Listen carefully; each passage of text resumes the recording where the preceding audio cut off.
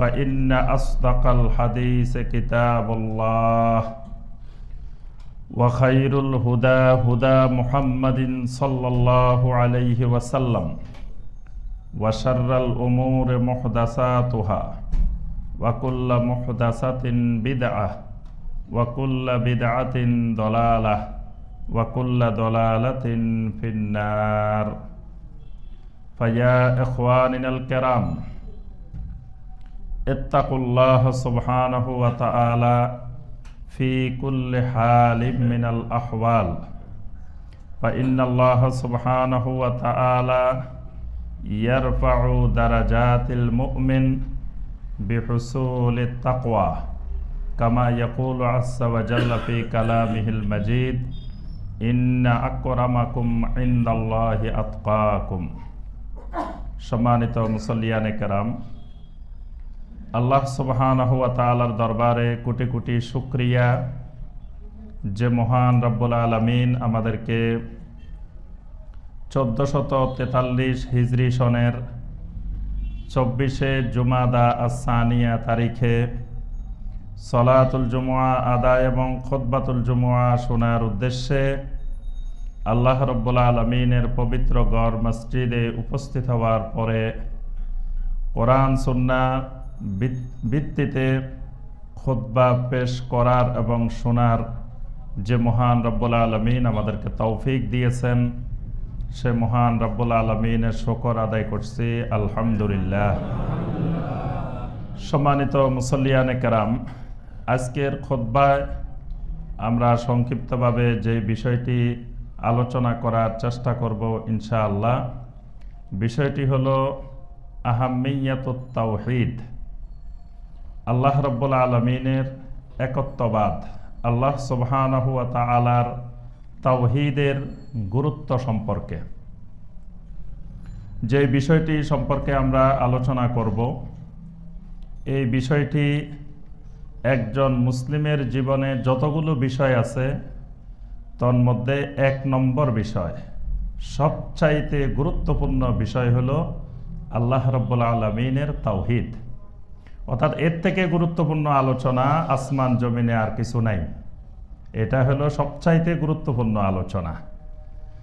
আর এই আলোচনা, তাওহীদের আলোচনা করলে মুমিনদের অন্তরে তৃপ্তি পায়, কিন্তু মুশরিক এবং কুফফারদের অন্তরে জ্বালা বেড়ে যায়। আল্লাহ পাক কোরআনে কারীমের মধ্যে বলছেন, ওয়া ইযা যুকিরাল্লাহু ওয়াহদা ইশমাআজ্জাত কুলুবুল্লাযীনা লা ইউমিনুনা বিল আখিরাহ, যে যারা আখিরাতের প্রতি ঈমান আনে না, এদের সামনে যখন আল্লাহ রাব্বুল আলামিনের তাওহীদের আলোচনা করা হয়, ওয়া ইযা যুকিরাল্লাহু ওয়াহদা, যখন আল্লাহ রাব্বুল আলামিনের তাওহীদের আলোচনা করা হয়, কাদের সামনে?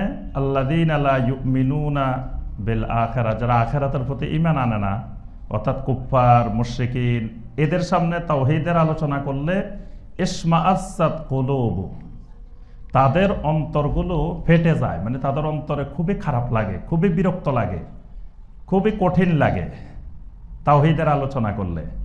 আর ঈমানদার তাওহীদবাদী মুমিন তাওহীদের আলোচনা করলে সবচেয়ে বেশি খুশি হয়, সবচেয়ে বেশি অন্তরে পরিতৃপ্তি পায়।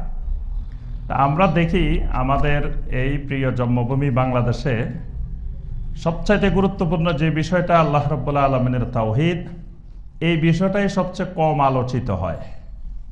সবচেয়ে কম যে বিষয়টা বাংলাদেশে আলোচিত হয় সেটা হলো আল্লাহ রাব্বুল আলামিনের তাওহীদ। তাওহীদ আলোচনা হয় না বললেই চলে। এমনি সকল মুসলিম তাওহীদি জনতা, বাংলাদেশের যিনি কবরের সামনে সেজদায় পড়ে আছেন তিনিও তাওহীদি জনতা, যিনি কবরের সামনে গরু ছাগল মুরগি জবাই করে মান্নত করে অর্থাৎ শিরকের ভিতরে ডুবে আছেন তিনিও তাওহীদি জনতা, যিনি শিরকের জন্য কোটি কোটি টাকা খরচ করতেছেন তিনিও তাওহীদি মর্দে মুজাহিদ। এইভাবে আমরা দেখি যত শিরিক করুক, যত বিদআত করুক, বাংলাদেশে তাওহীদি জনতার তাওহীদ নষ্ট হয় না, সবাই তাওহীদি মুসলিম জনতা। এজন্য যে কোনো প্রচার প্রচারণায় আমরা দেখি সবাই সম্বোধন করে প্রিয় মুসলিম তাওহীদি জনতা। আবার এই তাওহীদি জনতার ব্যানারে আল্লাহ রাব্বুল আলামিনের মসজিদে আগুন লাগাই দেয়। মানে তাওহীদি জনতা এমন তাওহীদ বুঝছে যে তাওহীদ বুঝে আল্লাহ রাব্বুল আলামিনের ঘরে মসজিদে আগুন লাগাইতেও দ্বিধাবোধ করে না। আউযুবিল্লাহ। বাংলাদেশের অনেক জায়গায় তাওহীদি জনতার ব্যানারে আপনার মসজিদ ভেঙে ফেলা হয়েছে, মসজিদে আগুন দেওয়া হয়েছে, মাদ্রাসায় আগুন দেওয়া হয়েছে। সেখান থেকে থালা বাটি বাসন চুরি করে তাওহীদি জনতা সেগুলো নিয়ে গেছে। এমনকি টয়লেটের বদনাটাও চুরি করে নিয়ে গেছে, যেটা আপনার ভিডিওতে ফেসবুকে ইন্টারনেটে দেখা যায় যে ফরিদপুরের এক জায়গায় যে আপনার মসজিদ মাদ্রাসা আগুন দিয়ে জ্বালিয়ে দিয়ে তাওহীদি জনতা এরপরে মাদ্রাসার থালা বাটি বাসন ছাত্রদের যা ছিল হোস্টেলের এমনকি বদনাটা পর্যন্ত চিন্তাই করে চুরি করে নিয়ে দৌড় দিছে, যেটা ভিডিওতে দেখা যাচ্ছে। তাহলে এরাও কিন্তু তাওহীদি জনতা, এদের ব্যানারে লেখা ছিল যে তাওহীদি সর্বস্তরের তাওহীদি জনতা। তাহলে তাওহীদ এমনভাবে বুঝছে যে আল্লাহর ঘরে আক্রমণ করতেও তাদের অন্তর কাঁপে নাই, মসজিদে আক্রমণ করতে তাদের অন্তর কাঁপে নাই। তাহলে বোঝা যায় যে আমরা এই সমাজে তাওহীদের আলোচনা সবচাইতে কম করার কারণে আজকে মুসলিম তাওহীদ ভুলে গেছে। আবার দেখা যায় যে ওয়াজ মাহফিলে বা বিভিন্ন আলোচনায় যখন তাওহীদের আলোচনা করা হয় তখন মানুষ এত মজা পায় না, তাওহীদের আলোচনা শুনতে চায় না। মানে আমরা যখন মাঠে ময়দানে যাই তো আমরা তো বাস্তব প্র্যাকটিক্যাল দেখি মানুষ যে যখন তাদের সামনে কিচ্ছা কাহিনী বলা হয়, জাল হাদিস বলা হয়, হাসি তামাশা করা হয়, ওয়াজের মাহফিলকে রঙ্গমঞ্চ বানানো হয়, কৌতুক করা হয়, তখন মহা খুশি। এক বক্তা যে আসছে যে কত বড় আলেম, গান গাইতে পারে, সুন্দর সুন্দর হিন্দি গান, বাংলা গান, কি সুন্দর সুন্দর গান গায়। আর একজন আসছে খালি কোরআনের আয়াত কয়, খালি হাদিস কয়, তো ভালো লাগে না। অর্থাৎ আল্লাহ পাক এই কথাটা আমাদেরকে আগেই বলছেন, যাদের ইমানে সমস্যা, যাদের ইমান ঠিক নেই, শিরক এবং কুফরে নিমজ্জিত, তাদের কাছে কখনো তাওহীদের আলোচনা ভালো লাগবে না। তাদের কাছে তাওহীদের আলোচনাটা অন্তরে জ্বালার মতো, যন্ত্রণার মতো মনে হবে। কিন্তু যারা ইমানদার, সত্যিকারের মুখলেস ইমানদার, তাদের কাছে তাওহীদের আলোচনাটাই সবচাইতে বেশি প্রিয়। সম্মানিত মুসল্লিয়ানে কেরাম, এজন্য আমাদেরকে তাওহীদ শিখতে হবে, তাওহীদ জানতে হবে, তাওহীদ বুঝতে হবে, তাওহীদের দায়ী হতে হবে। মানুষের কাছে ভালো লাগুক আর না লাগুক, সার্বক্ষণিক তাওহীদকে ধারণ করে চলতে হবে, তাওহীদের দায়ী হতে হবে। যুগে যুগে সমস্ত আম্বিয়া আলাইহিমুস সালাম এই তাওহীদের দায়ী ছিলেন। তাদের দাওয়াতের বিষয়বস্তুই ছিল আল্লাহ রাব্বুল আলামিনের তাওহীদ। একজন মুসলিমের উপরে 1 নম্বরে ফরজ তাওহীদ শিখা। সূরা মুহাম্মাদের 19 নম্বর আয়াতে কারিমায় আল্লাহ সুবহানাহু ওয়া তাআলা বলছেন, ফাআলাম আন্নাহু লা ইলাহা ইল্লাল্লাহ। তোমরা শিখো, জানো, ফাআলাম এলেম শিখো, জানো, বুঝো। কিসের এলেম? আন্নাহু লা ইলাহা ইল্লাল্লাহ। এলেমটা শিখবে লা ইলাহা ইল্লাল্লাহর এলেম, তাওহীদের এলেম শিখো। এই তাওহীদের এলেম শিখা সব ফরজের বড় ফরজ, 1 নম্বর ফরজ। তাওহীদের এলেম নাই, তার কাছে পৃথিবীর সমস্ত জ্ঞান থাকলেও সে জাহেল। আর যার কাছে তাওহীদের এলেম আছে, হয়তো বিজ্ঞান জানে না, ডাক্তারি জানে না, ইঞ্জিনিয়ারিং জানে না, অন্যান্য কিছু জানে না, কিন্তু তাওহীদের জ্ঞান আছে, এই লোক জমিনে সবচাইতে বড় জ্ঞানী। আল্লাহ রাব্বুল আলামিন কোরআনে কারিমে বলছেন, ইন্নামা ইয়াখশাল্লাহা মিন ইবাদিহিল উলামা। আল্লাহ রাব্বুল আলামিনকে একমাত্র ভয় করে আলেমগণ, ওলামারাই একমাত্র আল্লাহকে ভয় করে। এই ওলামা কারা? এই ওলামার ব্যাখ্যায় সকল তাফসীরকারক বলছেন, এই ওলামা বেশি বেশি তাফসীর জানে, হাদিস জানে, বেশি বেশি মাসালা জানে, এদেরকে ওলামা বলেন নাই আল্লাহ পাক। আল্লাহ রাব্বুল আলামিন এখানে ওলামা বলছেন যেই মানুষগুলো আল্লাহকে বেশি জানে, আল্লাহকে চিনে, আল্লাহর তাওহীদ জানে, তাওহীদ বুঝে, এরাই ওলামা। কারণ আল্লাহকে না চিনলে সে আল্লাহকে ভয় করবে কিভাবে? যে অনেক জ্ঞান শিখছে, অনেক হাদিস মুখস্থ করছে, অনেক তাফসীর মুখস্থ করছে, অনেক মাসালা শিখছে, কিন্তু সে এখনো আল্লাহকে চিনতে পারে নাই, আল্লাহকেই বুঝতে পারে নাই, তাওহীদে বুঝে নাই, তো সে কোনোদিনও আল্লাহকে যথার্থ ভয় করবে না। এই জন্য যে কোনো লেখাপড়ায় জানে না, কোনো সার্টিফিকেটে নাই, কিন্তু সে আল্লাহ রাব্বুল আলামিনের তাওহীদ জানছে, তাওহীদ বুঝছে, সেই জমিনে প্রকৃত জ্ঞানী। এদেরকে আল্লাহ পাক উলুল ইলম বলছেন। সূরা আলে ইমরানের 18 নম্বর আয়াতে আল্লাহ পাক উলুল ইলমের সংজ্ঞা দিয়েছেন এভাবে, শাহিদ আল্লাহু আন্নাহু লা ইলাহা ইল্লা হুয়া, আল্লাহ পাক বলেন আল্লাহ নিজেই সাক্ষ্য দিচ্ছেন, আন্নাহু লা ইলাহা ইল্লা হু, আল্লাহ ব্যতীত হক কোনো মাবুদ নাই, সত্যিকারের কোনো মাবুদ নাই। ওয়াল মালাইকা, আল্লাহর ফেরেশতারাও এই সাক্ষ্য দিচ্ছেন।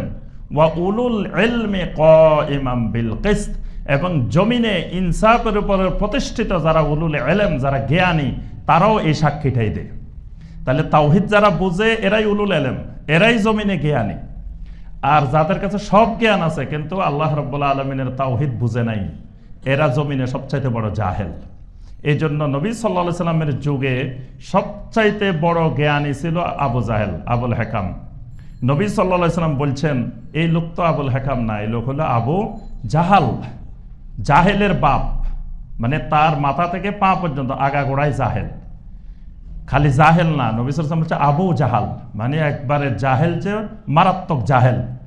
তো এই লোক এত জ্ঞানী, এত লেখাপড়া জানে, এত ওই যুগের বড় বুদ্ধিজীবী, কিন্তু নবী সাল্লাল্লাহু আলাইহি ওয়াসাল্লাম বলতেছেন এই লোক হইল আবু জাহাল। তার তো এই লোকের ভিতরে দুনিয়ার সব জ্ঞান আছে কিন্তু আল্লাহ রাব্বুল আলামিনের তাওহীদের জ্ঞানটা নাই, এজন্য সে আবু জাহাল। আইয়ামে জাহেলিয়াত, আমরা বলি যে এটা জাহেলি যুগ, আইয়ামে জাহেলিয়াতের যুগ। সেই যুগে এমন জ্ঞান বিজ্ঞান ছিল যে জ্ঞান বিজ্ঞান আজকেও পৃথিবীতে নাই। সেই যুগে আরবি সাহিত্যের যে কবিতা রচনা হয়েছে আজ পর্যন্ত পৃথিবীতে এমন আরবি সাহিত্যের কবিতা রচিত হয় নাই। তাহলে সেই যুগের জ্ঞান বিজ্ঞান সাহিত্যে তারা কত উচ্চ পর্যায়ে ছিল, কিন্তু আমরা নাম দিছি সেটাকে জাহেলি যুগ, আইয়ামে জাহেলিয়াত। তা কেন এত লেখাপড়া থাকতে আবার জাহেলি যুগ হয় কেমনে? তাদের কাছে সব জ্ঞান ছিল কিন্তু আল্লাহ রাব্বুল আলামিনের তাওহীদের জ্ঞান ছিল না, তাওহীদের জ্ঞানের অনুপস্থিত। এই জন্য দুনিয়ার সব জ্ঞান বিজ্ঞান থাকার পরেও সেটা আইয়ামে জাহেলিয়াত, কারণ মূল জ্ঞান যেটা, প্রকৃত জ্ঞান যেটা, সে তাওহীদের জ্ঞান তাদের ভিতরে ছিল না, তারা তাওহীদ থেকে বিচ্যুত হয়ে গিয়েছিল। এই কারণে সেই যুগের নাম হয়েছে আইয়ামে জাহেলিয়াত।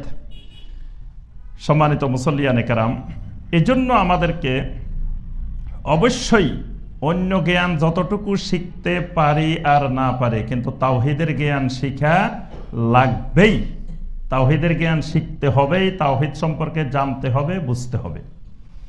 আচ্ছা, ওই যুগের কাফের মুশরিকেরা, নবী সাল্লাল্লাহু আলাইহি সাল্লামের যুগে যে সমস্ত কাফের ছিল, মুশরিক ছিল, তারা কিন্তু আল্লাহ বিশ্বাসী ছিল, তারা আল্লাহকে বিশ্বাস করত, তারা আল্লাহর অনেক ইবাদত করত না, অনেক ইবাদত করত, তারা আল্লাহকে বিশ্বাস করত। কোরআনে কারিমের অসংখ্য আয়াতে কারিমায় আল্লাহ রাব্বুল আলামিন সেই যুগের কাফের মুশরিকেরা যে আল্লাহকে বিশ্বাস করত, আল্লাহ সুবহানাহু ওয়া তাআলার কাছে তারা দোয়া করত, আল্লাহর ইবাদত করত, এরকম অসংখ্য আয়াত আল্লাহ পাক কোরআনে কারিমে নাজিল করছেন। দুই একটা আয়াত আমরা বলি। সূরা ইউনূসের 31 নম্বর আয়াত, আল্লাহ সুবহানাহু ওয়া তাআলা বলেন, কুল মান ইয়ারযুকুকুম মিনাস সামাই ওয়াল আরদে, রাসূল আপনি বলুন, আপনি তাদেরকে জিজ্ঞাসা করেন, কাফেরদেরকে জিজ্ঞাসা করেন, কি জিজ্ঞাসা করবেন? মান ইয়ারযুকুকুম মিনাস সামাই ওয়াল আরদে, আসমান আর জমিন থেকে কে তোমাদেরকে রিজিক দেন? কাফেররা জবাব দেবে কি? ফাসায়াকুলুন আল্লাহ, কাফেররা জবাব দেবে আল্লাহই তো রিজিক দেয়। মানে আপনি প্রশ্নটা ছোড়ার সাথে সাথে আল্লাহ পাক সিন দিয়ে বলছেন, আরবিতে সিন মানে দেরি করবে না, তাড়াতাড়ি। এই জন্য আল্লাহ পাক ইয়াকুলুনা না বললে বলছে ফাসায়াকুলুনা, অতি শীঘ্রই আপনি বলার সাথে সাথে তারা বলবে আল্লাহই রিজিক দেন। তাহলে কাফের মুশরিকেরা আল্লাহকে রিজিক দাতাও মানত, আল্লাহ আসমান জমিন থেকে রিজিক দেন এই বিশ্বাসে তারা অটল ছিল, আল্লাহ রিজিক দাতা। আম্মাই ইয়ামলিকু সামআ ওয়াল আবসারা, তাদেরকে জিজ্ঞাসা করেন কে দৃষ্টিশক্তি শ্রবণ শক্তি এগুলাকে নিয়ন্ত্রণ করেন, অর্থাৎ কে তোমাদের দৃষ্টিশক্তি শ্রবণ শক্তি তোমাদের শরীরের যে শক্তি এগুলাকে কে নিয়ন্ত্রণ করে? তারা জবাব দিত আল্লাহ। তাহলে আল্লাহকে তারা নিয়ন্ত্রণকারীও বিশ্বাস করত। ওয়ামাই ইউখরিজুল হাইয়্যা মিনাল মাইয়্যিতি ওয়ামাই ইউখরিজুল মাইয়্যিতা মিনাল হাই, কে জীবিত থেকে মৃতদের বাহির করে, মৃত থেকে জীবিতদের বাহির করে? তারা বলতো আল্লাহ। তাহলে আল্লাহকে তারা জীবনদাতা মৃত্যুদাতাও বিশ্বাস করত। ওয়ামাই ইউদাব্বিরুল আমরা, কে সমগ্র পৃথিবীর এই চন্দ্র সূর্য গ্রহ উপগ্রহ আকাশ জমিন সমস্ত কিছু কে পরিচালনা করে? কাফের বলতো ফাসায়াকুলুন আল্লাহ, আল্লাহ পরিচালনা করে। দেখেন ওই যুগের কাফের বলতো আসমান জমিন চন্দ্র সূর্য সব পরিচালনা করে একমাত্র আল্লাহ। তারা বলতো আল্লাহ পরিচালনা করে, একমাত্র বলতো না, বলতো আল্লাহ পরিচালনা করে। আজকের যুগের মুসলিম, আজকের যুগের তাওহীদি জনতা, তাদেরকে জিজ্ঞাসা করা হলে যে এই পৃথিবীর এগুলা কে পরিচালনা করে, তারা বিশ্বাস করে যে আল্লাহ পাকের কিছু সহযোগী গাউস আছে, কুতুব আছে, আওতাদ আছে, আবদাল আছে, এরাই পরিচালনা করে। এক এক এলাকার এক এক কুতুব আছে। যেমন মোহাম্মদপুরের একজন কুতুব আছে, তারপরে আপনার ওইদিকে ঢাকার বিভিন্ন এলাকার বিভিন্ন অঞ্চলের কুতুব আছে, তারপরে বাহিরের এক এক এলাকায় এক এক কুতুব আছে। কুতুবেরাই এগুলো পরিচালনা করে। নাউজুবিল্লাহ। মানে কেমন আকীদা! ওই যুগের কুফফার মুশরিকের চাইতে জঘন্য আকীদা। তারপরে মাঝে মাঝে কুতুবদের মিটিংও হয়। কোন জায়গায় মিটিং হয়? আফ্রিকার জঙ্গলে মাঝে মাঝে এই বাংলাদেশের কুতুব যারা আছে এদের মিটিংও হয়। আল্লাহ পাক এদেরকে মক্কা মুকাররমায়ও নেন না, মদিনা মুনাওয়ারায়ও নেন না, নিয়ে যান আফ্রিকার জঙ্গলে হিংস্র জানোয়ারদের সাথে নিয়ে সেখানে নাকি মিটিং করে। নাউজুবিল্লাহ। তাহলে আমি যে কথাটা বলতেছিলাম, আল্লাহ পাক বলছেন মুশরিকেরা, কাফেরেরা বলতেছে যে আসমান জমিন সমগ্র পৃথিবী পরিচালনা করে ফাসায়াকুলুন আল্লাহ, আল্লাহ। আর আজকের জমানা তাওহীদি জনতা হয়ে বিশ্বাস করে যে আল্লাহর অনেক কুতুব আছে, গাউস আছে, আওতাদ আছে, আবদাল আছে, এরা পরিচালনা করে। নাউজুবিল্লাহ। তাহলে তারা আল্লাহকে পরিচালনাকারীও বিশ্বাস করত। এরপরে আল্লাহ পাক সূরা আজ-জুখরুফের 87 নম্বর আয়াতে বলছেন, তাদেরকে যখন জিজ্ঞাসা করা হয়তো তোমাদেরকে কে বানাইছেন, তোমাদেরকে কে সৃষ্টি করেছেন, তখন তারা বলতো লা ইয়াকুলুনা আল্লাহ, আমাদেরকে সৃষ্টি করেছেন আল্লাহ রাব্বুল আলামিন। তাহলে আল্লাহকে তারা নিজেদের সৃষ্টিকর্তাও বিশ্বাস করত। সূরা জুমারের 38 নম্বর আয়াতে আল্লাহ পাক বলেন, তাদেরকে যখন জিজ্ঞাসা করা হয় ওয়ালা ইন সাআলতাহুম মান খালাকাস সামাওয়াতি ওয়াল আরদ, তাদেরকে জিজ্ঞাসা করা হয় আসমান জমিন এগুলো কে সৃষ্টি করেছেন, সেই ব্যাপারেও তারা উত্তর দেয় লা ইয়াকুলুনা আল্লাহ, আল্লাহ সৃষ্টি করেছেন। তাহলে আসমান জমিনের সৃষ্টিকর্তাও তারা আল্লাহ রাব্বুল আলামিনকে বিশ্বাস করত। এরপরে তারা যখন সাগরের মাঝখানে নৌযানের মধ্যে কোনো বিপদ আপদে আক্রান্ত হইত, তখন তারা খালেসভাবে একমাত্র আল্লাহকে ডাকত।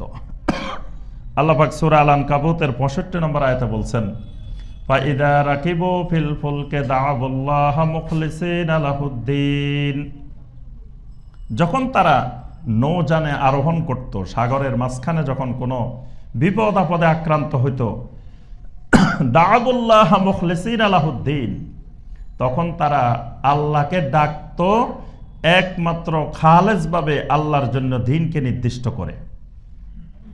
অর্থাৎ ওই যুগের মুশরিকদের অভ্যাস ছিল বিপদে পড়লে তারা তাওহীদবাদী হয়ে যেত, একমাত্র আল্লাহকে ডাকত। আর যখন আল্লাহ রাব্বুল আলামিন তাদেরকে বিপদ থেকে উদ্ধার করে দিতেন, ফালাম্মা নাজ্জাহুম ইলাল বাররে ইযা হুম ইউশরিকুন, তখন তারা শিরিক করত। তাহলে ওই যুগের মুশরিকের বিশ্বাস হলো যখন তারা বিপদ আপদে পড়তো তখন তারা খালেস তাওহীদবাদী হয়ে যেত, আর যখন তারা আরামে থাকতো, সুখে থাকতো, বিপদ মুক্ত থাকতো, তখন তারা আল্লাহ রাব্বুল আলামিনের সাথে শিরিক করত। কিন্তু আজকের জমানার মুশরিক ওই যুগের মুশরিকের চেয়ে মারাত্মক। আজকের জমানার মুশরিক যেমন সুখে আরামের সময় শিরিক করে, বিপদে পড়লে শিরিক আরো বেশি করে। ওই যুগের মুশরিক বিপদে পড়লে আল্লাহকে ডাকতো, আজকের জমানার মুশরিক বিপদে পড়লে গাউসুল আজমকে ডাকে, খাজা বাবাকে ডাকে, তারপরে ইয়া আলী, আলীকে ডাকে, রফাইকে ডাকে, সাজা আলীকে ডাকে, বাদাবিকে ডাকে। এইভাবে তারা বিভিন্ন জনকে এই বিপদে পড়লে ডাকে। তাহলে ওই যুগের মুশরিকের চেয়ে বর্তমান জমানার মুশরিক আরো বেশি মারাত্মক, আরো কঠিন। এইভাবে আল্লাহ রাব্বুল আলামিন কোরআনে কারীমের অসংখ্য আয়াতে ওই যুগের মুশরিকেরা যে আল্লাহকে বিশ্বাস করত, এই ব্যাপারে আল্লাহ পাক অনেক আয়াত নাযিল করছেন। আচ্ছা, ওই যুগের মুশরিক খালি আল্লাহকে বিশ্বাস করত না, ওই যুগের মুশরিকেরা আপনার তাদের যেই বাপদাদার মিল্লাতের উপরে আছে, বাপদাদার দ্বীনের উপরে আছে, এই দ্বীনের ব্যাপারে ওদের এত কঠিন বিশ্বাস ছিল, ওরা শেষ পর্যন্ত আল্লাহ রাব্বুল আলামিনের কাছে এই দোয়াও করছিল। সূরা আল আনফালের 32 নম্বর আয়াতে আল্লাহ পাক বলছেন, তারা আল্লাহ সুবহানাহু ওয়া তাআলার কাছে দোয়া করছে, আবু জাহেল, আবু লাহাবেরা, উতবা সাহেবেরা। কি দোয়া করছে? আল্লাহুম্মা ইন কানা হাযা হুয়াল হাক্কা মিন ইনদিক ফাআমতির আলাইনা হিজারাতাম মিনাস সামা আবিইতিনা বিআযাবিন আলীম। আয় আল্লাহ, কাফেরদের দোয়া এটা। আল্লাহুম্মা, কাফেররা দোয়া করতেছে, আয় আল্লাহ, ইন কানা হাযা হুয়াল হাক্কা মিন ইনদিক, মুহাম্মদ সাল্লাল্লাহু আলাইহি ওয়াসাল্লাম যে দাওয়াত দিচ্ছে, যে প্রচার করতেছে, যেই আদর্শের দিকে, যে তাওহীদের দিকে দাওয়াত দিচ্ছে, এটা যদি সত্য হয়, এটা যদি হক হয়, ফাআমতির আলাইনা হিজারাতাম মিনাস সামা, আকাশ থেকে আমাদের উপরে পাথরের বৃষ্টি নাজিল করো। তাহলে তারা তাদের বাপদাদার ধর্ম যে সঠিক, এই বিশ্বাসে কেমন অটল থাকলে আল্লাহর কাছে দোয়াও করতে পারে যে আল্লাহ, যদি মুহাম্মদ সাল্লাল্লাহু আলাইহি ওয়াসাল্লামের দাওয়াত সঠিক হয়, তাহলে আমাদের উপরে আসমান থেকে পাথরের বৃষ্টি নাজিল করো। কারণ তারা আত্মবিশ্বাসী ছিল যে আমরা হইলাম আওলাদে রাসূল, আমরা ইব্রাহিম আলাইহিস সালামের বংশধর, আমরা ইসমাঈল আলাইহিস সালামের বংশধর, তা আমরাই যদি জমিনে হক না হইতো, হক আর কে? আর মুহাম্মদ সাল্লাল্লাহু আলাইহি ওয়াসাল্লাম এসে আমাদেরকে যা বলতেছেন, এ তো আমাদের বাপদাদাদের যেই ধর্ম, যেই দিন, এখান থেকে মুহাম্মদ সাল্লাল্লাহু আলাইহি ওয়াসাল্লাম বিচ্যুত হয়ে গেছে। নাউযুবিল্লাহ। এজন্য তারা তাদের বিশ্বাসের উপরে এমন অটল যে আল্লাহর কাছে দোয়াও করতেছে যে পাথরের বৃষ্টি নাজিল করো, আবিইতিনা বিআযাবিন আলীম, অথবা আমাদের উপরে কঠিন শাস্তি নাজিল করো। তারা আল্লাহর ঘরে তাওয়াফ করার সময় তালবিয়া পড়তো, তালবিয়ার মধ্যে বলতো লাব্বাইক আল্লাহুম্মা লাব্বাইক, লাব্বাইক লা শারীকা লাকা ইল্লা শারীকান হুয়া লাকা তামলিকুহু ওয়া মা মালাক। এটা হলো মুশরিকদের, কুফফারদের তালবিয়া। এই তালবিয়ার প্রথম অংশে দেখেন কি সুন্দর করে বলতেছে, লাব্বাইক আল্লাহুম্মা লাব্বাইক, আয় আল্লাহ, আমরা হাজির, আমরা উপস্থিত। আল্লাহকে বলতেছে লাব্বাইক আল্লাহুম্মা লাব্বাইক। এরপরে বলতেছে লাব্বাইক লা শারীকা লাকা, আয় আল্লাহ, আপনার কোনো শরীক নাই। দেখেন, তারাও শরীক নাই দাবি করতেছে, আল্লাহ তোমার কোনো শরীক নাই। এই পর্যন্ত যখন বলতো, নবী সাল্লাল্লাহু আলাইহি ওয়াসাল্লাম বলতেন, কাদ কাদ, ও মুশরিকরা, থামো থামো, আর সামনের দিকে আগাইও না, এই পর্যন্ত থাকো, এরপরে আজ যাইও না, এই পর্যন্ত ঠিক আছে। কিন্তু তারা এরপরে বাড়াইতো, বাড়াই কি বলতো, ইল্লা শারীকান হুয়া লাকা তামলিকুহু ওয়া মা মালাক, তোমার কোনো শরীক নাই, এটা আমরাও জানি, কিন্তু তুমি নিজে জমিনে কিছু মানুষের তোমার সহযোগী বানাই নিছ। তো তুমি যেহেতু বানাই নিছ, তা আমাদের তো আর না মানে উপায় নেই। মানে আমরা শরীক করি নাই তোমার সাথে কাউকে, শরীকটা মূলত তুমি করছো। নাউযুবিল্লাহ। আল্লাহকে বলতেছে যে আল্লাহ, তুমি জমিনে কিছু তোমার মুকাররাবিন বান্দা, কিছু ওলি আউলিয়া, কিছু বুজুর্গ, এরকম মানুষের তুমি তোমার শরীক, তোমার সহযোগী বানাই নিছ। তো তুমি যেহেতু তোমার সহযোগী বানাই নিছ, তা আমরাও তো ওদেরকে কিছু ইবাদত, কিছু পূজা অর্চনা, উপাসনা কিছু তো করা দরকার, না হয় কিন্তু আমরা করতাম না। অর্থাৎ তাদের আকীদা, তাদের বিশ্বাসটা হলো, তারা যে সমস্ত দেবদেবীর পূজা অর্চনা ইবাদত করতেছে, এই দেবদেবীগুলো তো এক একজন বড় বড় আল্লাহর নেককার বান্দাদের, দিনদার বান্দাদের এই দেবদেবী মূর্তিগুলো। তো এই দিনদার মানুষগুলো, এই বুজুর্গ মানুষগুলোকে আল্লাহ নিজে ক্ষমতা দিয়ে দিছেন, আল্লাহ নিজে তাদেরকে আল্লাহর মুকাররাবিন বানাই নিছেন, আল্লাহ নিজে তাদেরকে আল্লাহর ওলি বানাই নিছেন। বর্তমান জামানার যারা কবর কেন্দ্রিক শিরিক করে, যারা ব্যক্তিকেন্দ্রিক শিরিক করে, তাদের আকীদাও সেম মুশরিকদের মতোই একই আকীদা, যে জমিনে আল্লাহ রাব্বুল আলামিন কিছু বান্দাকে আল্লাহ নিজে ওলি বানাই নিছেন, আল্লাহ কিছু মানুষকে ওলি হিসাবে নির্দিষ্ট করে নিছেন, যে জমিনে এরা এরা আমার ওলি। যাদেরকে আল্লাহ নির্দিষ্ট করে নিছেন, তাদেরকে আল্লাহ নিজে কিছু ক্ষমতা অর্পণ করে দিছেন। এজন্য ছোটখাটো বিপদে, ছোটখাটো সমস্যায় আল্লাহর কাছে না গিয়ে এদের কাছে গেলেই হয়। আর এরপরে এই আকীদা আস্তে আস্তে বিস্তার লাভ করতে করতে এক সময় গিয়ে এই আকীদা ওই পর্যায়ে গেছে যে আল্লাহর দন দিয়ে দিছে রাসূলকে, রাসূলের ধন দিয়ে দিছে খাজা বাবারে। তো সুতরাং আল্লাহ রাসূলের কাছে তো এখন আর কিছুই নেই, নাউযুবিল্লাহ। এখন তো সব চলে আসছে খাজা বাবার কাছে। তা খাজা বাবারে আল্লাহ রাসূল না দিলে তো আমরা যাইতাম না খাজা বাবার কাছে। দেখেন ওই যুগের মুশরিকেরা যে তালবিয়া ফুটছে, সেম তালবিয়া, যে খাজা বাবার কাছে আমাদের যাওয়ার কোনো দরকারই ছিল না। আমরাও জানি খাজা বাবার কাছে গেলে শিরক হয়, কিন্তু যাই কেন? কারণ আল্লাহ তো সব ধন ভান্ডার খাজা বাবারে দিয়ে আল্লাহ খালি হয়ে বসে রয়েছে। তাহলে আল্লাহর কাছে চাইলে আর লাভ কি হবে? যাইতে তো হবে খাজা বাবার কাছে। নাউযুবিল্লাহ। মানে ওই যুগের মুশরিক আর এই যুগের মুশরিক আকীদায় কত মিল, বিশ্বাসে কত মিল।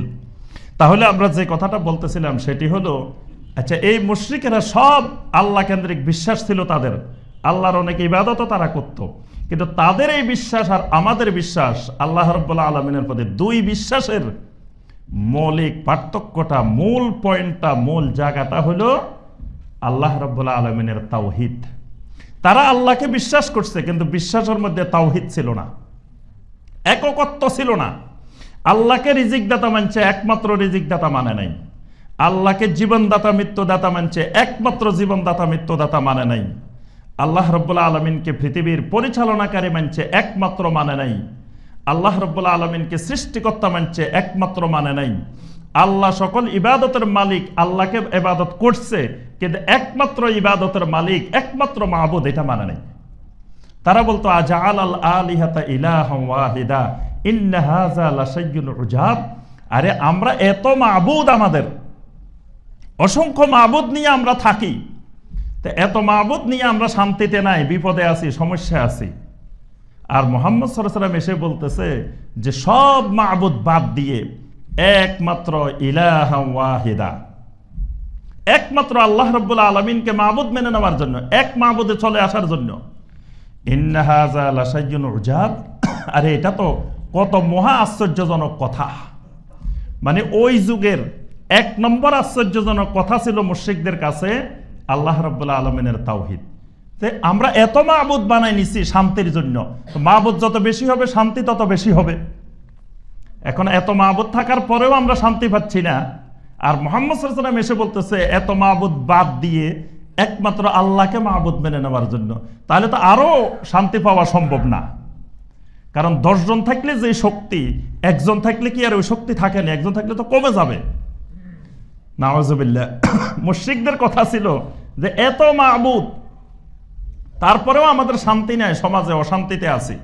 আর মুহাম্মদ সাল্লাল্লাহু আলাইহি ওয়াসাল্লাম বলতেছে সব মাবুদ বাদ দিয়ে এক মাবুদ নির্ধারণ করার জন্য। ইন্না হাযা লাশাইউন উজাব। এটা হলো সবচাইতে আজব কথা, সবচাইতে আশ্চর্যজনক কথা। তাহলে মুশরিকদের সাথে, কুফফারদের সাথে এই আল্লাহ বিশ্বাস, আখিরাতে বিশ্বাস, ইবাদত, এই সবগুলার মূলে আমাদের মাঝে, তাদের মাঝে যেই জিনিসটি পার্থক্য সৃষ্টি করে সেই জিনিসটি হলো আল্লাহ রাব্বুল আলামিনের তাওহীদ, আল্লাহ রাব্বুল আলামিনের একত্ববাদ। তাহলে এই জন্যই আমাদেরকে তাওহীদ জানতে হবে, বুঝতে হবে। মানে আমাদের ঈমানের মূল ভিত্তিটাই তাওহীদ। তাওহীদ আছে, ঈমান আছে। তাওহীদ আছে, জান্নাত আছে। তাওহীদ নাই, ঈমান নাই। তাওহীদ নাই, জান্নাত নাই। এজন্য সবার আগে বুঝতে হবে তাওহীদ। কেউ কেউ মনে করেন যে বর্তমানে আমাদের দেশে, সমাজে কত সমস্যা, তো এই সমস্যাগুলোই তো বেশি বেশি বলা দরকার। কিন্তু এই সমস্যার কথা না বলে আমরা শুধু মানুষকে তাওহীদের কথা বলি, শিরকের কথা বলি, আমরা খালি সুন্নতের কথা বলি, বেদাতের কথা বলি। কয় মিয়া এত সুন্নত বেদাত রাখেন তো, এত তাওহীদ শিরক, খালি তাওহীদ, খালি তাওহীদ, খালি শিরক, খালি শিরক, খালি এই সালাফি মানহাজের আলেমগুলো খালি সুন্নত, খালি সুন্নত, খালি বেদাত, খালি বেদাত, যেখানে যায় খালি বেদাত খোঁজে, যেখানে যায় খালি বেদাত খোঁজে, খালি তাওহীদ খোঁজে, শিরক খোঁজে। অথচ সমাজে কত সমস্যা, এসব সমস্যার কথা কোনো সমাধানের কথা বলে না। এসব সমাধানের জন্য আমাদের জিহাদ করা দরকার, জিহাদের কথা কয় না। এসব সমাধানের জন্য আমাদের রাস্তা মিছিল করা দরকার, এরা আমাদেরকে রাস্তা মিছিলে নামায় না। এসব সমাধানের জন্য ভোট করা দরকার, আন্দোলন করা দরকার, কত কিছু করা দরকার, এরা এগুলোর কথা কয় না। খালি বলে তাওহীদ তাওহীদ, শিরক শিরক, সুন্নত সুন্নত, বেদাত বেদাত। এই কথা সবসময় শোনা যায়, শোনা যায় না? আল্লাহর রাসূল সাল্লাল্লাহু আলাইহি ওয়াসাল্লাম যেই সমাজে যখন পৃথিবীতে আসছেন, যখন আল্লাহ পাক তাকে নবী বানিয়েছেন, রাসূল বানিয়েছেন, তখনকার সমাজের অবস্থা আমাদের এই সমাজের চেয়ে আরো ভয়াবহ, আরো মারাত্মক ছিল। সেই সমাজে হত্যা, মারামারি, কাটাকাটি, লুটতরাজ, রাহাজানি এমন কোনো জঘন্য কাজ ছিল না সেই সমাজে হইতো না।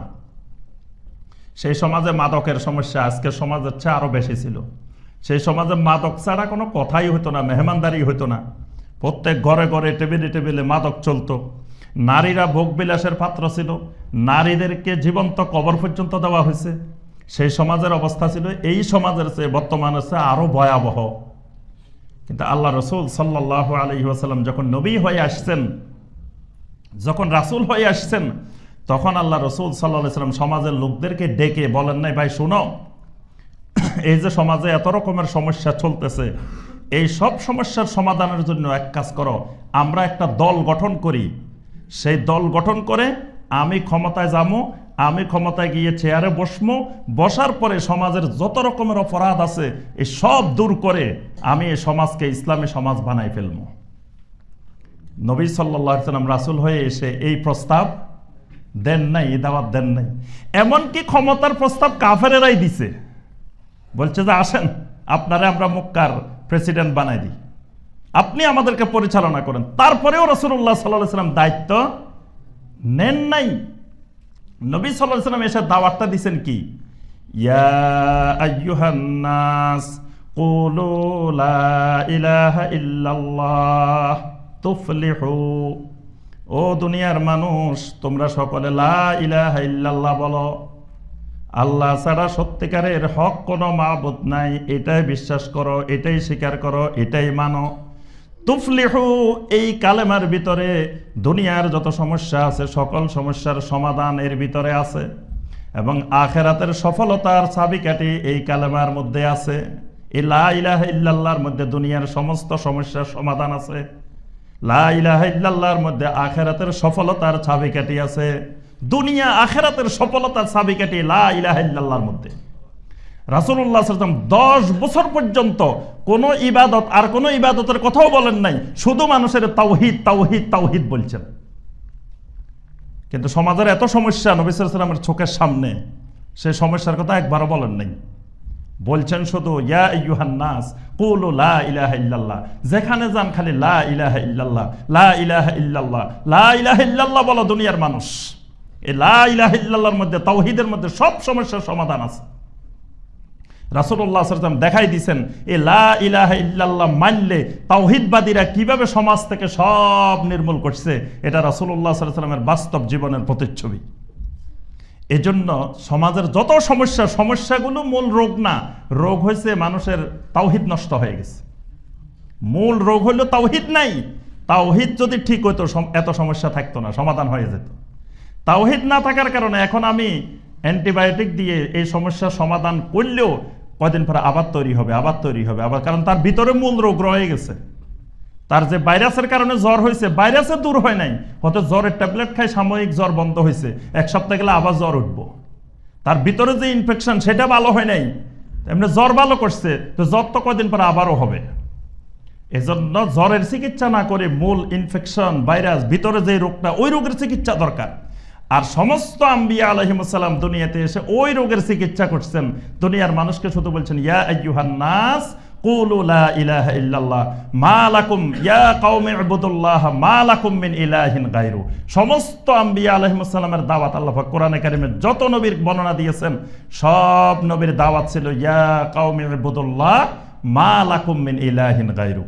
ও আমার জাতি, তোমরা এমন এক আল্লাহর ইবাদত করো, তাওহীদ মেনে নাও, যিনি ছাড়া আর সত্যিকারের হক আর দ্বিতীয় কোনো মাবুদ নাই।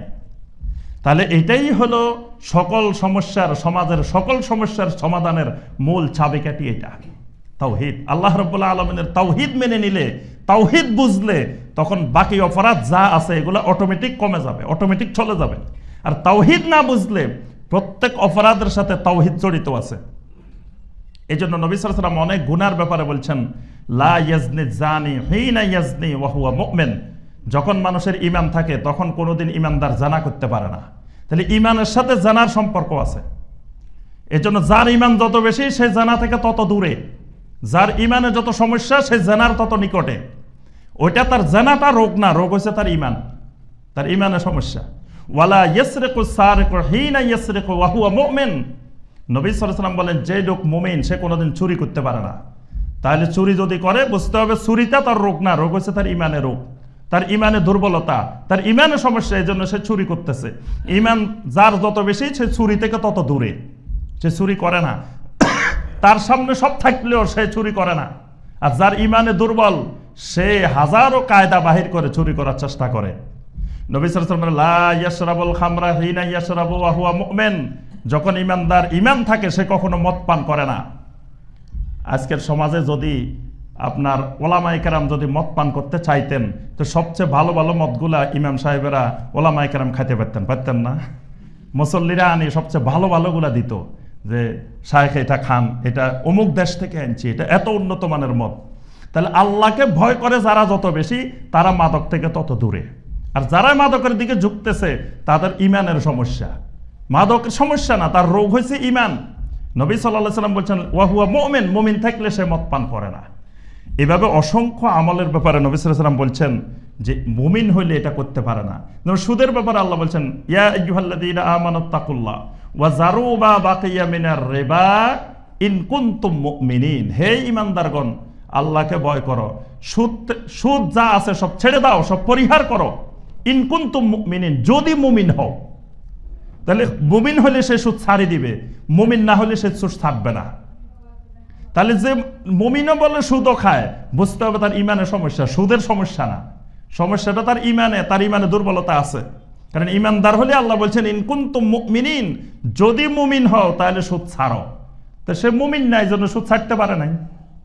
কথা তো সোজা সিধা, আল্লাহর কথা বলছেন মুমিন হলে সুদ ছাড়ো, তো সুদ ছাড়ে নাই মানে সে মুমিন হয় নাই। তাহলে তার সমস্যা সুদে না, সুদ খায় এটা সমস্যা না, তার সমস্যা ইমানে, তার ইমানের ভিতরে রোগ দেখা দিছে, তার ইমানের সমস্যা দেখা দিছে, এই জন্য সে সুদ খাইছে। তাহলে এই জন্য যত সমস্যা আছে সকল সমস্যার সমাধান, সকল সমস্যার কেন্দ্রবিন্দু হলো তাওহীদের ভিতরে। তাওহীদ ঠিক হলে বাকি সব ঠিক হবে, তাওহীদ ঠিক না হলে সব ঠিক হবে না। আচ্ছা, আরেকটা জিনিস এই প্রসঙ্গে আমরা বলি, সেটা হলো দেখা যায় যে কিছু মানুষ ধরেন এতদিন নামাজ পড়ে নাই, এখন নামাজ পড়া শুরু করছে। এতদিন দাড়ি ছিল না, এখন দাড়ি রাখা শুরু করছে। এতদিন হয়তো মানে দিনের সাথে কোনো সম্পর্ক ছিল না, এখন একটু দিনের সাথে সম্পর্ক রাখে। আমরা বলি যে দেখো লোকটা হেদায়েত পাই গেছে, লোকটা কত ভালো হয়ে গেছে। কিন্তু দেখা যায় ওই লোকটাই মসজিদেও প্রথম কাতারে, সুদখোরের দিক থেকেও প্রথম লাইনে। এলাকার সুদখোর যারা, তার মধ্যে সবচেয়ে বড় সুদখোর, আবার মসজিদেও দেখা যায় প্রথম কাতারে। ঘুষখোরের মধ্যেও প্রথম লাইনে, আবার মসজিদেও প্রথম লাইনে। এরকম অনেক মুসলমান বাংলাদেশে দেখা যায়। আবার ব্যবসা বাণিজ্যে ধোঁকাবাজি প্রতারণার মধ্যেও এক নম্বরে, মসজিদের প্রথম সারিতে প্রথম কাতারে নামাজও দেখা যায়। এখন লোকটা যদি হেদায়েতে পায় তো লোকটা ওই কাজ করে কেন? তার অর্থ হলো আমরা হেদায়েত বুঝি নেই। নামাজ পড়ার নাম মূল হেদায়েত না, দাড়ি রেখে দিছে তার নাম হেদায়েত না। মূল হইল আল্লাহ রাব্বুল আলামিনের তাওহীদ বুঝলে সে হেদায়েত পাইছে। যতক্ষণ তাওহীদ বুঝে নাই, 100 বছর যদি সে মেহনত করে ইমান আমলের, কিন্তু তাওহীদ বুঝে নাই, তাও সে হেদায়েত পায় নাই। কারণ আল্লাহ রাব্বুল আলামিন দেখেন সূরা আল ফাতিহার মধ্যে প্রথমে 3 প্রকারের তাওহীদের কথা বলছেন। আলহামদুলিল্লাহি রাব্বিল আলামিন, তাওহীদুর রুবুবিয়্যতের কথা বলছেন। আর রহমানির রহিম, তাওহীদুল আসমার কথা বলছেন। মালিকি ইয়াউমিদ্দিন, সিফাতের কথা বলছেন। ইয়্যাকা না'বুদু ওয়া ইয়্যাকা নাস্তাঈন, তাওহীদুল উলুহিয়্যাত, তাওহীদুল ইবাদতের কথা বলছেন। 3 প্রকারের তাওহীদের বর্ণনা দিয়ে তারপরে আল্লাহ পাক বলছেন ইহদিনাস সিরাতাল মুস্তাকিম। এই 3 প্রকারের তাওহীদ যে বুঝছে সে হেদায়েত পাইছে। তারপরে হেদায়েত, যে তাওহীদে বুঝে নাই সে হেদায়েত পায় নাই। তার হয়তো বাহ্যিক চেহারা শুরুতে মনে হইতেছে লোকটা ভালো হয়েছে, আসলে ভালো হয় নাই, লোকটার ভিতরে শয়তান রয়ে গেছে, কারণ সে তাওহীদে বুঝে নাই এখনো। এই জন্য আব্দুল্লাহ বিন উবাইরা, তাদের দাড়িও লম্বা ছিল, নামাজেরও প্রথম সারিতে ছিল, তারপরে দেখলে মনে হয়তো বিরাট বুজুর্গ মানুষ, বিরাট আল্লাহওয়ালা মানুষ, কিন্তু আসলে তারা মুনাফেক। কারণ কি? তাদের ভিতরে তাওহীদ ঢুকে নাই, তাওহীদে বুঝে নাই, তাওহীদে মানে নাই। এই জন্য হেদায়েত পাওয়া মানে তাওহীদ বোঝা। যে তাওহীদ সত্যিকারে বুঝছে সে হেদায়েত পাইছে, যে তাওহীদ বুঝে নাই সে সব আমল করলেও সে এখনো হেদায়েত পায় নাই। এটা আমাদেরকে বোঝা লাগবে। আমি আর 2-1টা পয়েন্ট বলেই খুতবা শেষ করবো ইনশাআল্লাহ। আল্লাহ রাব্বুল আলামিন মানুষকে সৃষ্টি করেছেন তাওহীদের জন্যই। আল্লাহ পাক মানুষকে সৃষ্টি করেছেন পৃথিবীতে মানুষ আল্লাহ রাব্বুল আলামিনের তাওহীদ মানবে, তাওহীদ বুঝবে, তাওহীদের দাওয়াত দিবে, তাওহীদ প্রতিষ্ঠা করবে। সূরা জারিয়াতের 56 নম্বর আয়াতে কারিমে আল্লাহ পাক বলেছেন, ওয়ামা খালাকতুল জিন্না ওয়াল ইনসা ইল্লা লিয়াবুদুন। এই ইল্লা লিয়াবুদুনের অর্থ তাফসিরে তবারি সহ অসংখ্য তাফসিরে লেখা হয়েছে ইল্লা লিয়াবুদুন আই ইল্লা লিওয়াহিদুন। এখানে ইবাদত মানে তাওহীদ। আল্লাহ রাব্বুল আলামিনের তাওহীদের জন্যই আল্লাহ রাব্বুল আলামিন মানুষ আর জিন সমস্ত মাখলুকাত আল্লাহ পাক বানিয়েছেন তাওহীদের কারণে। তাওহীদের জন্য আসমান জমিন সমস্ত মাখলুকাত আল্লাহ পাক সৃষ্টি করেছেন। কোন ব্যক্তির জন্য, কোন নবী রাসূলের জন্য, কারোর জন্য আল্লাহ পাক আসমান জমিন বানান নাই। আসমান জমিন বানানোর মূল উদ্দেশ্য হলো আল্লাহ রাব্বুল আলামিনের তাওহীদের জন্য, তাওহীদ প্রতিষ্ঠার জন্য। তাওহীদ এমন এক জিনিস, আল্লাহ রাব্বুল আলামিন যেদিন মানুষকে সৃষ্টি করেছেন তার সৃষ্টির ফিতরতের মধ্যে আল্লাহ পাক তাওহীদ ঢুকাই দিয়েছেন। অর্থাৎ মানুষের সৃষ্টির ফিতরতের মধ্যে তাওহীদ আছে প্রত্যেক মানুষের। আল্লাহ পাক মানুষকে যতগুলো উপাদান দিয়ে বানাইছেন তার মধ্যে এই উপাদানটা আল্লাহ পাক মিক্স করে দিয়েছেন, সেটা হলো আল্লাহ রাব্বুল আলামিনের তাওহীদ। আল্লাহ পাক সূরা আর-রুমের 30 নম্বর আয়াতে বলছেন, ফিতরাতাল্লাহিল্লাতী ফাতারান নাসা আলাইহা। যেদিন আল্লাহ পাক মানুষকে সৃষ্টি করেছেন সেই দিনই মানুষের ভিতরে আল্লাহ পাক ফিতরত ঢুকাই দিয়েছেন, অর্থাৎ আল্লাহ রাব্বুল আলামিনের তাওহীদ ঢুকাই দিয়েছেন। এই জন্য নবী সাল্লাল্লাহু আলাইহি ওয়াসাল্লাম বলেছেন, কুল্লু মাউলুদিন ইউলাদু আলাল ফিতরাহ। প্রত্যেক মানব শিশু ফিতরাতের উপরে জন্মগ্রহণ করে, এরপরে তার মা বাবা তাদেরকে ইউহাব্বিদানিহি আও ইউনাসসিরানিহি আও ইউমাজ্জিসানিহি, তাদেরকে ইহুদি বানায়, নাসারা বানায়, মজুসি বানায়, কিন্তু সে দুনিয়াতে আসার সময় তাওহীদবাদী হয়ে দুনিয়াতে আসে। এজন্য প্রত্যেকটা মানব শিশু আগে জমিনে মাথা দিয়ে আল্লাহকে সেজদা করে মায়ের পেট থেকে জমিনে আসে। কোন মানব শিশু আল্লাহকে সেজদা না করে, তাওহীদ না মেনে নিয়ে আল্লাহর জমিনে ঢোকার অধিকার তার নাই। আল্লাহ রাব্বুল আলামিন প্রত্যেক মানব শিশুকে তাওহীদের ফিতরত নিয়ে দুনিয়াতে পাঠান। এই তাওহীদের ফিতরতটা দুনিয়াতে শিরকের কারণে, কুফরের কারণে চাপা পড়ে থাকে। আর যিনি ঈমানদার হন তার ওই তাওহীদের আলোর কারণে ওই শিরকের অন্ধকার, কুফরের অন্ধকার দূর হয়ে তার তাওহীদটা বিকশিত হয়, কারোটা বিকশিত হয় না। বিকশিত না হওয়ার কারণে সে মুশরিক, সে কুফফার, যারটা বিকশিত হয়েছে সে মুমিন, সে মুসলিম। এজন্য প্রত্যেক মানুষের ভিতরে আল্লাহ পাক এই ফিতরাত দিয়ে দেন। দুনিয়াতে যত নবী রাসূল পাঠিয়েছেন সকল নবী রাসূলের দাওয়াত ছিল তাওহীদ। দাওয়াতের 1 নম্বর বিষয় হবে তাওহীদ। তাওহীদ বাদ দিয়ে অন্য জিনিসের দাওয়াত দেওয়া যাবে না। আমরা এই মূলনীতিতে অনেক জায়গায় ভুল করে বসে থাকি। দেখা যায় আমি এক জায়গায় গেলাম, মসজিদে ঢুকছি, মসজিদে ঢুকে দেখি যে মানুষগুলো নামাজ পড়তেছে, নাভির নিচে হাত বাঁধছে। সবগুলারে বললাম যে ভাই আপনারা যে নামাজ পড়তেছেন নামাজটা তো ঠিক হচ্ছে না। কি হয়েছে, কেন ঠিক হচ্ছে না? আপনি তো হাতটা বান্ধা দরকার বুকের উপরে। মানে দাওয়াত দেওয়া শুরু করছি হাত বান্ধা নিয়ে, মারাত্মক দাওয়াতের গলত। দাওয়াত দেওয়া শুরু করছি আমিন আসতে বলবে না জোরে বলবে, দাওয়াত দেওয়া শুরু করছি রাফল ইয়াদান করবে না না করবে, মারাত্মক দাওয়াতের ত্রুটি। এটা দাওয়াতের বিষয়বস্তু না। যে মানুষগুলোর ইমানে নাই সে নামাজ দিয়ে কি করবে? আমি যে মসজিদে যাই নামাজ পড়তেছি, যাদেরকে নামাজ সংশোধন করতেছি, তার তো ইমানে নাই, তার তাওহীদে নাই, তার নামাজ দিয়ে কি হবে? সে হাত বুকে বাঁধলেই কি, নাভির নিচে বাঁধলেই কি, সে আমিন বললেই কি না বললেই কি, সে নামাজ পড়লেই কি না পড়লেই কি, কারণ সে তো কোনো তাওহীদই বুঝে নাই। আর যতক্ষণ তাওহীদ বুঝে নাই তার কোনো ইবাদত আল্লাহ রাব্বুল আলামিন কবুল করবেন না। তাওহীদ না হইলে কোনো ইবাদত আল্লাহ কবুল করবেন না। তা আগে ইবাদত কবুল হইতে হলে তো তাকে তাওহীদ বুঝতে হবে। তাওহীদে নাই তার নামাজ ঠিক করে কি লাভ হবে? আর যার তাওহীদ ঠিক হবে সে নিজের তাগিদে খুঁজবে তার নামাজটা কেমনে শুদ্ধ হবে, আল্লাহ কেমনে নামাজ পড়তে বলছেন। মানে তখনই সে খোঁজা শুরু করবে, আমি যে আল্লাহর উপরে ঈমান আনলাম, আমি যে আল্লাহর তাওহীদে বিশ্বাস করলাম, আমার আল্লাহ কি রকম নামাজ চান, কি রকম সালাত চান, সে নিজের তাগিদে খুঁজবে, তার নামাজ শেখানো লাগবে না। এই জন্য সাহাবায়ে কেরামকে আপনার দড়ি দড়ি বলে দেওয়া লাগতো না, তারা নিজের তাগিদে খুঁজতো। আমি শুধু একটা ঘটনা বলি, সূরা নূরের 31 নম্বর আয়াত। একদিন এশার নামাজের সময় রাত্রিবেলা আয়াতটা নাজিল হয়েছে, দুটা আয়াত একসাথে, সূরা নূরের 30 আর 31।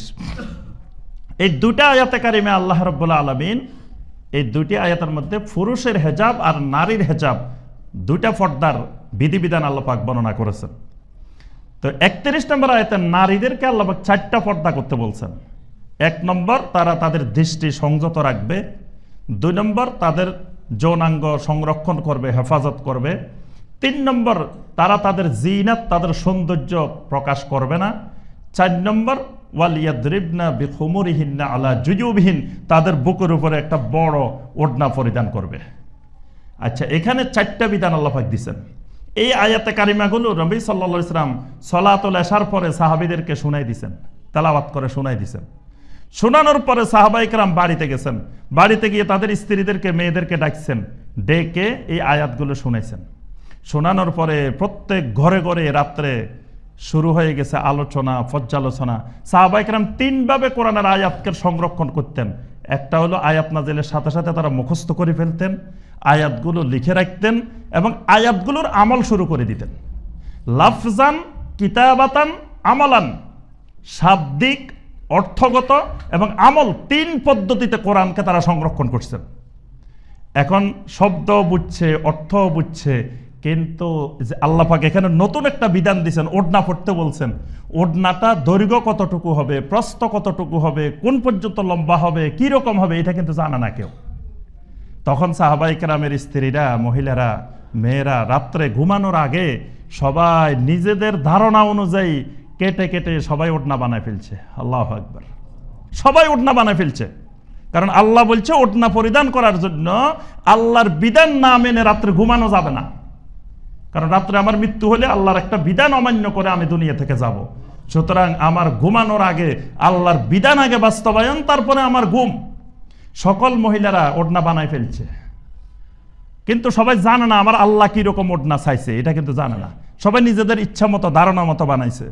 সকালবেলায় ফজরের পরে আম্মা জান আয়েশা রাদিয়াল্লাহু আনহার ঘরের সামনে বিশাল লম্বা লাইন মহিলাদের। সবাই জিজ্ঞাসা করতেছে একজন আরেকজনকে, কি ব্যাপার আজকে আম্মা জান আয়েশার ঘরের সামনে এত লম্বা লাইন কেন? তখন বলা হলো যে, শুনেন, কালকে রাত্রে যে আল্লাহ পাক আয়াত নাজিল করছেন যে নারীদেরকে ওড়না পরার জন্য, সেই ওড়নাটা মহিলারা রাত্রে ঘুমানোর আগে বানাইছেন, কিন্তু ওড়নাটা আল্লাহ যেরকম চাইছে ওই রকম হয়েছে কিনা, এটা তো তাদের ইচ্ছা অনুযায়ী বানাইছে, কিন্তু আল্লাহ কি আমার এই চাওয়া মতো, আল্লাহর চাওয়া মতো হয়েছে কিনা, এইটা আম্মা জান আয়েশাকে দেখানোর জন্য তারা সকালবেলা লাইন ধরছে। সুবহানাল্লাহ। কারণ আম্মা জান আয়েশা তো রাসূল থেকে শিখে নিছে কেমনে আল্লাহ পাক কিরকম ওড়না পরতে বলছেন। এজন্য আজকে অনেক মা বোনেরা নিজেদের ইচ্ছা মতো বোরকা পরে আর মনে করে হেজাব পড়ছে। নিজের ইচ্ছা মতো পড়লে হেজাব হয় না, আল্লাহ যেরকম চাইছে ওই রকম লাগবে, তারপরে সেটা হেজাব হবে। তারপরে আম্মা জান আয়েশা তাদেরকে দেখাই দিছে ওড়নাটা কেমন হবে, কতটুকু লম্বা হবে, কি হবে। তাহলে যার ভিতরে তাওহীদ ডুববে সে তখন নিজের তাগিদে খুঁজতে থাকবে যে ভাই আমার আল্লাহ যে নামাজটা পড়তে বলছেন, আমার রাসূল যে বলছেন সল্লু কামা রাআইতুমুনি উসাল্লি, আমার সালাতটা রাসূলের মতো হচ্ছে কিনা, আমার আল্লাহ যেরকম চাইছে সেরকম হচ্ছে কিনা। তার আপনি নামাজের দাওয়াত দেওয়া লাগবে না, দাওয়াতটা দিতে হবে তার তাওহীদের, তার ভিতরে তাওহীদের আলোটা, তাওহীদের নূরটা জ্বালাই দিতে হবে। বাকি কাজ সে নিজে নিজে করবে, বাকি কাজের দাওয়াত দেওয়া লাগবে না। এই জন্য আল্লাহ রাসূল সাল্লাল্লাহু আলাইহি ওয়াসাল্লাম মুআজ ইবনে জাবাল রাদিয়াল্লাহু আনহুকে ইয়ামান পাঠাইতেছেন। পাঠানোর সময় ডেকে বললেন, ইয়া মুআজ, হে মুআজ, ইন্নাকা তাআতি কওমান আহলা কিতাব, তুমি যে এলাকা যাচ্ছ এটা আহলে কিতাবের এলাকা। সেখানে গিয়ে তুমি তোমার 1 নম্বর কাজ, প্রথম কাজ, তুমি সেখানে গিয়ে তাদেরকে দাওয়াত দিবে আন ইউহিদাল্লাহ। সর্বপ্রথম তুমি সেখানে গিয়ে ওই ইয়েমেনের মানুষদেরকে, আহলে কিতাবদেরকে তুমি আল্লাহর তাওহীদের দাওয়াত দিবা। তাওহীদ যদি তারা মেনে নেয়, তাওহীদ বুঝে, তারপরে তাদেরকে জানাই দিবা, ওটা দাওয়াত না। প্রথমটা বলছেন ফাদউহুম, তাদেরকে দাওয়াত দিবা। তারপরে নবী সাল্লাল্লাহু আলাইহি ওয়াসাল্লাম বলছেন ফাআলামহুম, তারপরে তাদেরকে জানাই দিবা, দাওয়াত দিবা না, জানাই দিবা। কি জানাই দিবা? আন্নাল্লাহা কাদ ফারাদা আলাইহিম খামসা সালাওয়াতিন ফিল ইয়াউমি ওয়াল লাইলা, আল্লাহ পাক রাতে দিনে 5 বার সালাত আদায় করা ফরজ করে দিয়েছেন। মানে এটা সালাতে তুমি দাওয়াত দেওয়া লাগবে না, সালাত শুধু জানাই দিবা। তারপরে তাদেরকে যাকাত জানাই দিবা, তারপর আস্তে আস্তে বিভিন্ন বিষয় জানাই দিবা, কিন্তু দাওয়াতটা দিবা তাওহীদের। তোমার সেই এলাকায় গিয়ে তোমার প্রথম কাজ তাওহীদের দাওয়াত। এই জন্য সম্মানিত ভাই ও বোনেরা, আমরাও এক একজন তাওহীদের দায়ী। আমরাও এই দেশের মানুষকে, যে দেশের অধিকাংশ মুসলিম ভাই বোন এখনো আল্লাহর তাওহীদ বুঝে না, আল্লাহর তাওহীদ জানে না, এবং যতজন শিরিক করে মূল কারণ তাওহীদ বুঝে না। সে মুখে লা ইলাহা ইল্লাল্লাহ জিকির করতেছে, ইল্লাল্লাহ ইল্লাল্লাহ জিকির করতেছে, আল্লাহ আল্লাহ জিকির করতেছে, জিকিরও করতেছে, শিরিকও করতেছে একসাথে। আল্লাহর জিকির জবানে চলে, আবার শিরিকও চলতেছে। কারণ কি? সে জবানে লা ইলাহা ইল্লাল্লাহ বলতেছে, কিন্তু লা ইলাহা ইল্লাল্লাহর তাওহীদ সে বুঝে নাই। এজন্য আমাদের প্রত্যেকের মূল কাজ আগে নিজে তাওহীদ বুঝা, নিজে আগে তাওহীদের উপরে লেখাপড়া করতে হবে, তাওহীদ বুঝতে হবে। তাওহীদ এত সহজ জিনিস না, এক ক্লাসে 2 ক্লাসে তাওহীদ বোঝা যাবে না। মিনিমাম 50টা 100টা ক্লাস করা লাগবে শুধু তাওহীদ বোঝার জন্য, কমপক্ষে ন্যূনতম বুঝতে হলে তাওহীদ। নবী সাল্লাল্লাহু আলাইহি সাল্লাম যদি 10 বছর লাগে সাহাবায়ে কেরামদেরকে তাওহীদ শিখাইতে, খালি 10 বছর, আর কোনো পড়াশোনা নাই, খালি তাওহীদ। তো নবী সাল্লাল্লাহু আলাইহি সাল্লামের 23 বছরের নবুয়তের জিন্দেগি হাজার হাজার বছরের পর্যন্ত কাজ করব কিয়ামত পর্যন্ত। এবার নবী সাল্লাল্লাহু আলাইহি সাল্লামের 23 বছর থেকে 10 বছর খালি তাওহীদ। তাহলে আমাদের এক একজনের 1000 বছর, 200 বছর, 300 বছরেও ওই 10 বছরের কাজ সম্ভব না। এজন্য আমার আপনার পুরা জিন্দেগি তাওহীদ শিখতে হবে, তাওহীদ বুঝতে হবে এবং তাওহীদের দায়ী হতে হবে, তাওহীদের দাওয়াত দিতে হবে।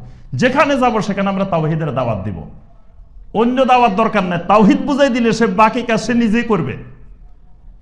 আল্লাহ পাক আমাদের সবাইকে এক একজন তাওহীদবাদী প্রকৃত মুমিন হওয়ার তৌফিক দান করুন। আল্লাহ রাব্বুল আলামিন আমাদের সবাইকে সকল প্রকার শিরক, কুফর, নিফাক থেকে আল্লাহ পাক মুক্ত করুন। আল্লাহ পাক আমাদের সবাইকে একজন তাওহীদবাদী সত্যিকারের দায়ী হওয়ার আল্লাহ পাক তৌফিক দান করুন। নাফাআনিল্লাহু ওয়া ইয়্যাকুম বিল কুরআনিল আযীম ওয়া বিসুন্নাতি নাবিয়্যিহিল কারীম সাল্লাল্লাহু আলাইহি ওয়াসাল্লাম। আকুলু কাওলি হাযা ওয়া আস্তাগফিরুল্লাহ লি ওয়া লাকুম ফাস্তাগফিরু ইন্নাহু হুয়াত তাওয়াবুর রহিম।